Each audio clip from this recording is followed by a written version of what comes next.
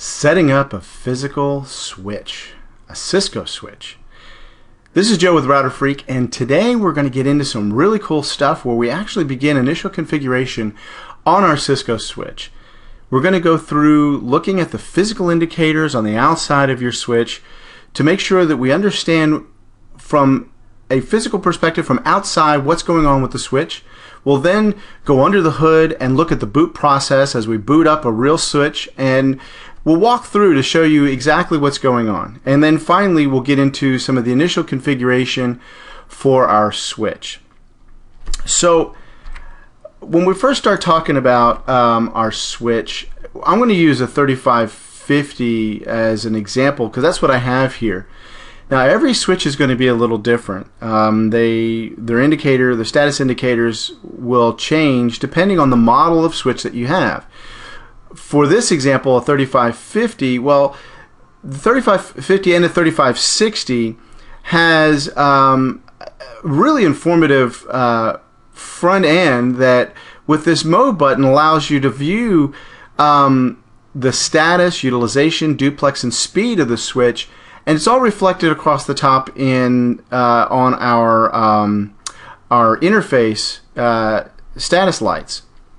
So on a 3550 or 3560 switch, you'll have say 24 or 48 ports, and each port will have a status indicator to indicate whether it's active or not active. And this mode button here, if you push it, will change the status of these lights across the top to either indicate speed, could indicate duplex, they could indicate utilization, or just plain status. So when you pull your switch out of the box, you're going to turn it on, and the first thing you should see is all the lights should light up green, including this system LED. And this system LED should stay green. Green is good. After it's booted up, green is good. If this system LED is any other color, if it goes amber, if it flashes or anything after it's been booted up, then by all means you should pick up the phone and give TAC a call and let them know what's going on, because you may have a switch that is DOA or dead on arrival, so you want to check that out. The RPS LED is for redundant power supplies, and the redundant power indicator will show you whether your redundant power is functioning properly or not. And the redundant power, like an RPS 300, is like another 1U rack mount system that could go either above or below your 3550 and provides redundant power for your switch. Press your mode button again and it'll show you the status, which is whether your ports are up or down. Press it again and is utilization. With utilization, the number of LEDs that light up indicate how utilized your switch is. So the more of these that light up, kind of think of it as a like a graphic equalizer on a stereo or something. The more the more of these that light up across the top will show you how much more utilized the switch is. Duplex, if you press the mode button again, it shows you which ports are in full duplex versus half duplex. And then speed, of course, will show you which ports are 100 megabit and which ports are 10 megabit. And again, not all the switches have the same status indicators. So if you were to have if you were to purchase a 3750 switch, these status indicators are going to be completely different. So you want to familiarize yourself with the documentation that came with your switch and what those status indicators mean. Okay. So now I have a 3550 here right next to me, and the best way I think to show you guys what's going on with the switch is that we're going to boot it up. So let me I pull up my TerraTerm here, and I'm on COM4 is where I'm at. That's where my switch is. For my computer is COM4. So I'm going to connect to COM4, and let me get it. Let me size this window a little bit here, if I can, just so we get it right. All right. So give me 1 second.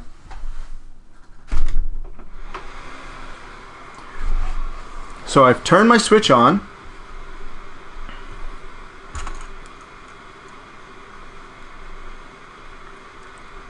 and on the outside of my switch I have all green LEDs, which is a good sign. And there we go, there's the boot process. So if you notice, we've got a bootloader, and it shows us the version of the bootloader, shows our MAC address. See if I can make this just a little bit bigger. We have some copyright, and I'm going to go through this because it's all flowing by pretty fast. These post messages, that's a power on self test, and you notice everything passes as we go through all the different circuit boards that are in the switch. It runs through a post or a power on self test for each of these devices. So now if I go back up here, I want to show you some stuff. So here, well, I may have to wait for this because it's going to keep scrolling. But if you noticed here, there's a bunch of hash marks or a bunch of pound symbols. There's our system serial number that just scroll by, and this is what we have. Oh, I'm sorry, I 3550. It's a 3548, 355048. So let me go back and let me kind of review what we've done here. Okay, so we see our flash, we have our boot sector. Now this right here is the system finding in the flash this image, and this is the iOS image that it found, and what it does is it uncompresses it and then loads it all into memory, and that way it will run faster. It runs much faster when it's in memory than running from flash, which would be bad. When we have the copyright, we have some copyright information here, and then we see that we're running a 3500 XL. This is the version, more copyright, and then we go through our self-test. It does a little check of the flash file system, make sure the flash file system is okay. Does an FS check. If you're familiar with Unix or Linux, a lot of what we do with switches and routers is going to be very familiar to you because a lot of the commands and a lot of the syntax is very, very similar, okay? And then as we scroll down here, we see the processor, the board ID. This is serial number on the board, the hardware itself, the motherboard itself. See, it's running Enterprise Edition. We have 48 fast Ethernet ports and 2 gigabit uplinks. We see our flash. Here's our MAC address. This is the MAC address of the switch. Here's the exact model number of the switch, and here's the exact serial number of the switch. So if you have a support agreement like SmartNet or whatever on your switch, this is the serial number that should be in SmartNet for your switch. It shows you that the last time the system restarted was from a restart or from loss of power. And then finally what we do is we come down here at the bottom and continue with configuration dialog, yes or no. Now what we have here is with the system configuration dialog, you can think of it as a wizard, or it's a menu system that prompts you through initial configuration for your switch. So you can say yes or you can say no. These are the defaults. So if you don't do anything here, if you don't say yes or no, it's going to prompt you again and again until you say either yes or no. So anytime you see in brackets like this something, it's asking you, it's expecting here either a yes or a no. So 99% of the time you're going to say no. This configuration dialog is really for people who maybe aren't as familiar with Cisco switches. They've never configured one, and so what it'll do is it'll walk you through every step of the way. So if I type yes, and you'll see what I mean. So the first thing it asks for is it wants me to enter an IP address. Enter IP address of the box. So I could say 192.168.1.254. 1.254. There we go. So if I enter that in there, then it's saying, okay, now I want a mask. What's the mask for this network that the switch is on? Do I want to enter a default gateway? So here, if I don't put anything, notice right here, see how it's in brackets and yes. If I say anything but yes is not the default. The default answer is yes. So if I just hit enter, it's going to say it's going to assume that I want yes. So because I just hit enter, the default answer is yes. So what's my default gateway? 192.168.1.1. Enter the host name for the switch. The default host name for any Cisco switch is just switch. Now I could say Joe's switch here. There's Joe's switch. And that'll change the name.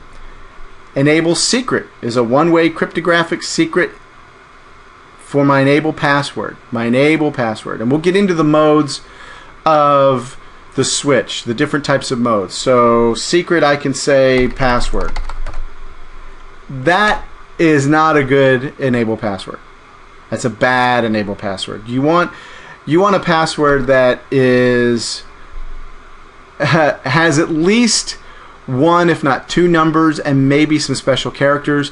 You want to maybe have some capital letters in there, and you want to mix it up. You do not want a dictionary word. Password is a word that can be found in a dictionary. You can hack that password so fast. Do you want to configure a telnet password?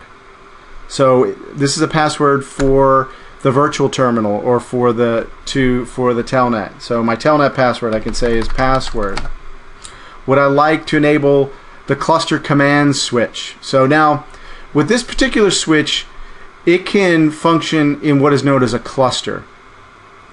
And that means it's a stackable switch. So this switch there's a back end cable that you can connect a whole bunch of these, up to 8 of these switches together, and they work together as one logical switch. So I'm going to say no, I don't want it. So there's a lot of my here's some of the basic outline of what it's going to do, what it's going to configure. Am I going to use this configurator? I'm just going to say no. And if I say no, it brings me right back to the wizard. So I'm just going to dump this out, and I'm going to say no. And normally this is what you would do. You would say no, because you really don't want to necessarily run through this wizard, because you're going to want to configure this yourself. You may have the entire configuration that you've already written out, and especially if you're deploying 50 of these switches, you're going to have a configuration. You can just paste it in, blam, in one swoop, and you can move on rather than have to go through one line at a time.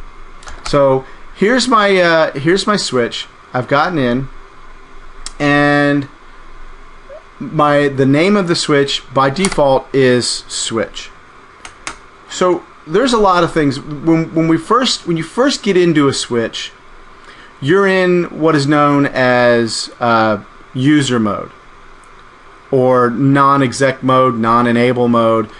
The technical term is user mode. And in this user mode, you notice the prompt here. See how it's like a caret? That caret indicates that that greater than symbol indicates that you're in user mode. So let me go back real quick to my PowerPoint. So as we went through the boot process, we kind of saw what was going on during the boot. There was an initial boot image, a boot OS, that when you first turn the switch on, it loads this little mini operating system from RAM that's built into its firmware. And then what it does, it's kind of like your BIOS on a PC, right? And then what it does is it looks to the flash file system for an operating system. Just like with your PC, it'll look to the hard drive for your Windows operating system. Well, with a router, it looks to the flash file system for an iOS image to boot from. Then once it boots, it's going to expand, it's going to decompress that image, and it's going to load it into memory so you can use it, so it's much faster, and then it's going to run into the initial setup. Okay, if you say yes, we're looking at a wizard type scenario. If you say no, then we're going to configure it manually. So one of the things that we do when we configure things manually, we're going to configure a host name, you want to configure an IP address, and you want to configure a VLAN. So let me go back, okay?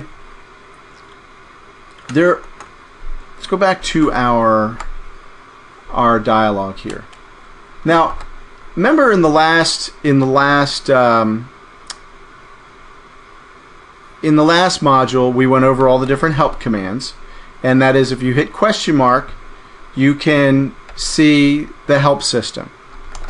Okay, enable was a different mode, right? Enable mode is the exec mode or the privilege mode, and I can enter a question mark there, and it gives me a different set of commands that I can execute from enable. Now what we're going to do is we're going to go into global configuration mode. Remember, that's config T, config terminal, and what we want to do is we want to give our switch an IP address. Okay, so to give our switch an IP address, we can say IP, and look, there is no IP address, is there? So what do we need to do? I'm not really sure what we need to do. So let's back up a little bit. Control Z will back us out. Remember that from our last module. And we can do a show run, or I abbreviate it to be just sh run. So we have all our ports here. VLAN 1, con, and then the end. So what we need to do is, in VLAN 1, we need to give VLAN 1 an IP address. So you may be thinking, well, why do I need to give VLAN 1? I don't understand this VLAN. What is a VLAN? I'm a little unsure about this VLAN business. So let me explain what's going on with the VLANs. So, and this really you don't have to know until the next till ICND2, but I really wanted to kind of go over it a little bit just so you kind of are familiar with what a VLAN is. So here on our this is a 6500 switch, and notice each of these switch blades here we have a fast Ethernet, 3 fast Ethernet blades, and each of these, oops, sorry, hold on, malfunction. Okay, I need my pen color, don't I? Alright, there we go, my blue. So each of these blades here are 48 ports, and by default they're all configured as VLAN 1. They're all configured as VLAN 1. Now VLAN, the term VLAN stands for virtual LAN, or virtual local area network. And just as that sounds, we can split these, we can segment these switch ports into their own virtual LAN. Now, if you want to think of it as, remember how with a switch, each port is its own collision domain. Well, what a VLAN does is a VLAN will break these up into their own broadcast domain. So a VLAN is a broadcast domain. And remember what segments a broadcast domain is essentially a router. And what we want to do is, so we take these ports and we put them all into VLAN 1, and we give VLAN 1 an IP address. As soon as we give VLAN 1 an IP address, that becomes the IP for this broadcast domain. So all the ports that are in VLAN 1 are in the same broadcast domain, and this IP address that we give VLAN 1. So any of the computers that we connect to VLAN 1 or to the ports that are in VLAN 1, we will give them a default gateway of VLAN 1's IP address on the switch. Now we can have as many as we want. Like we could have this group over here be VLAN 2. This group over here can be VLAN 3, etc. And what we end up doing is we're breaking up our switch into multiple broadcast domains, multiple segments that all these computers can sit in. They all have the same gateway, that is VLAN 3.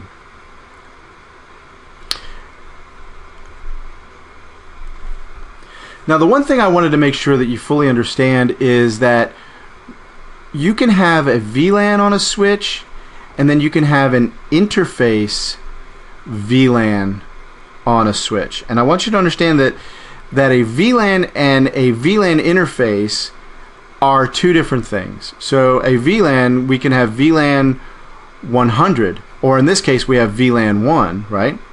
We have VLAN 1, and that has a name of, just give it a name, just call it data. So all of our data rides on VLAN 1, and maybe VLAN 100 is our voice. Maybe we have some VoIP phones on our network. When we create a VLAN interface, we do int VLAN interface VLAN 1, and then we can give it an IP address. And that's the IP address that we will use for VLAN 1. So if you notice, okay, the big difference here, this is layer 2, this is layer 3. The VLAN interface is a switched virtual interface, an IP address, a layer 3 address for our layer 2 VLAN, if that makes sense.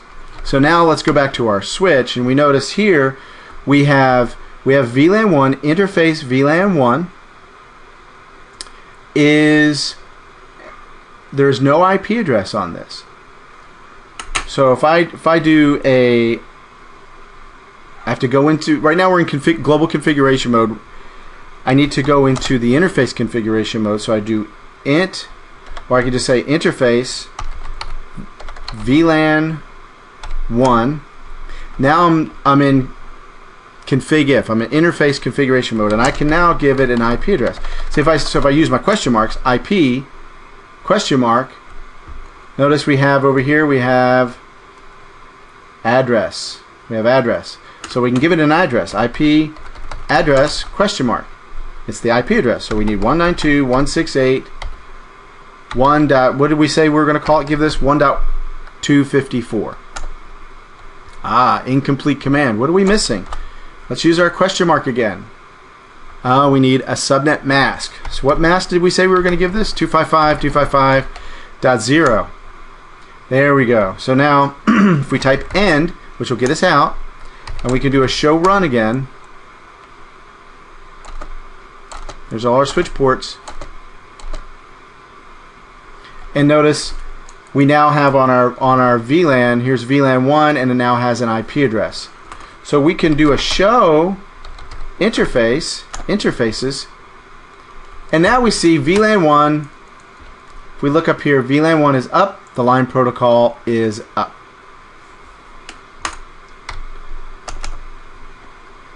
Let's do a show run again.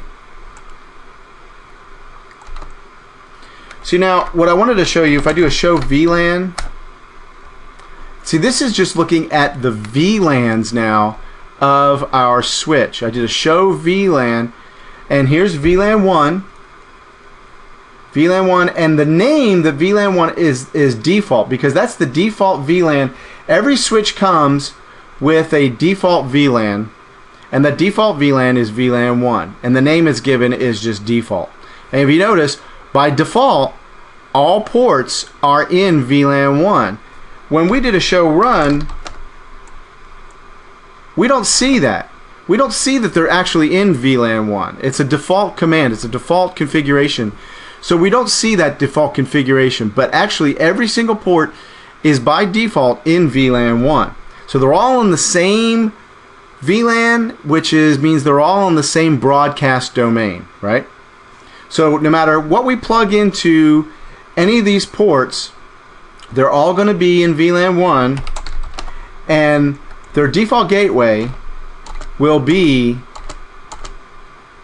VLAN 1's IP address, which is 192.168.1.254. Does that make sense? And then before, of course, when we configure a switch, anytime we leave, we make sure we do a write mem, or another command for that is copy running config startup config, and the file name is startup config. I don't know why. If you notice again, here we have it in brackets. is the default configuration. And really, if you name this, if I hit enter, it automatically named that the default, which was startup config. If I name that anything else, it's not going to use that config. So it's really kind of silly that I guess, you can have that as an option, just maybe backup config or something, but you want to make sure that you keep the default there, because if you don't use that default, the switch will not use that to start up with. So where are we? So we saved our config, and we did that by doing a copy running config startup config. Or another way of doing that is to do a write memory. Now Cisco for years has been saying that they're getting rid of the write memory command, the write mem command. I think it's, well, ever since I've been working with Cisco routers and switches, which has been, 10 years, 15 years I've been working with routers and switches, and for that entire time Cisco has been saying they're going to deprecate the write memory command, but they haven't done it. The one thing that we haven't done so far is the show version command. So let's do that now. Show version. And if you look at our show, when you do a show version, some cool things that you see when you do a show version is if you want to see the model number that your switch is running, you do a show version. If you want to look at the uptime of your switch, notice this switch has been up for 21 minutes. I've been talking for 21 minutes. So the switch has been up for 21 minutes. If you want to see how long it's been up. If you want to look at what iOS image the switch is running, you do a show version. You want to see the processor, the board, what else? Number of Ethernet ports, number of gigabit ports, the base MAC address, all this stuff. And you notice all of this same information we saw on boot up, didn't we? When the switch first booted up, we saw all this same information.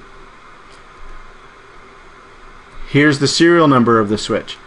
All of these things, you may be asked on the test, what do you need? What command would you use to find the serial number for your switch? What command would you use to determine the iOS image that's running on your switch?